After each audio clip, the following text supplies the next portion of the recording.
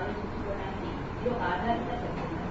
వాళ్ళ భాషలో నేను అక్కడికి రీసెర్చ్ చేయడం నేను చూసిన వాటిలో వచ్చుడు తెచ్చుడు ఇలాంటి ఇప్పుడు మనము రావడానికి అంటే మారిన ఈ రూపాలకి అంటే ముందున్న రూపాలలో చాలా కనిపిస్తుంది. సో వచ్చుడు అనేది తెలుగు భాషలో కూడా కనిపిస్తుంది.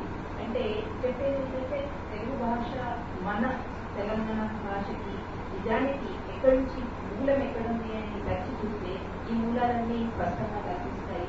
ఎట్లాగైతే గోండ భాష ఎలా కనిపించినాయో నిజానికి ఈ భాష ఎక్కడి నుంచి ఇన్వాల్వ్ అయింది, చెంచుల భాష కాదు ఎక్కడి నుంచి ఉన్నది, చెంచులే అంటే నిజానికి తెలుగు పూర్వీకులు చెంచులు మాత్రమే కదా అని అనిపించే ఒక వర్డ్ ఉంది. అది మనంతా చర్చించుకోవాల్సిన విషయం. అట్లాగే కాశీపల్లి గారు కొన్ని విషయాలు మన ముందు ఇచ్చినారు. అదంతా మనం చర్చలో మాట్లాడుకోవాల్సింది ఉన్నది.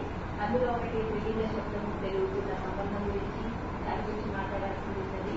అలాగే అజంత భాష అనేది నా ఉద్దేశంలో తెలుగు అజంత భాషని అంటే దాని ఒక స్ట్రక్చర్ ఒకటి ఏదైతే హలంతము అని చెప్తున్నారో అంటే వచ్చింది అదేంటి ఒక మోడర్నిటీలో మోడర్నైజేషన్ ప్రాసెస్ లో వచ్చింది. అది నిజానికి నార్త్ ఇండియన్ లాంగ్వేజెస్ లో ఎక్కువ కనిపించే ఈ హలంతం అనేది ఆర్య భాషలు అంటారు. దాంట్లో ఉండేది ఇప్పుడు మనకి మోడర్నైజేషన్ ఎక్కువ వచ్చింది. అందుకే మీరు చూస్తే పాత పేర్లు ఏది చూసినా కానీ విమల రవి లేదంటే ఇలాంటి వాళ్ళు పేర్లు ఎక్కువ కనిపిస్తాయి. కానీ కిరణ్ వరుణ్ ఇలాంటివన్నీ దానికి ఒక హిస్టారిసిటీ కనిపిస్తుంటుంది.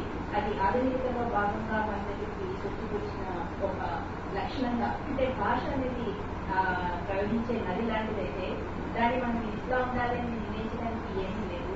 కాకపోతే భాషలో చొచ్చుకొని వచ్చే ఎలా ఉన్నాయి ఈ భాష ఎట్లాగో అంతరాలు పెంచుతున్నది. అంతరాలని పెంచడానికి భాషని ఎలా వాడుతున్నాము అనే పాలిటిక్స్ చూసినప్పుడు భాష అనేది బహుజనులు మాట్లాడుకునే భాషని అందరూ దాన్ని ప్రామాణిక భాషలోకి తేగలిగినాడు. ఆ దాంట్లోనే మనం రాయగలిగినాడు.